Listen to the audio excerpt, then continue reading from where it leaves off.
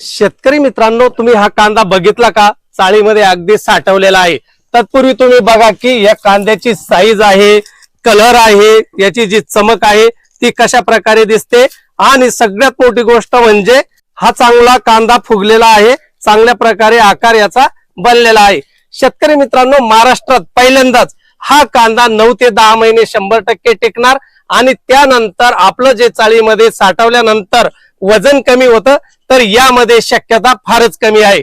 मग तुम्हाला प्रश्न पडला असेल की हे कोणतं बियाणं आहे, तर शेतकरी मित्रांनो, हे आहे दीपाचं नक्षत्र।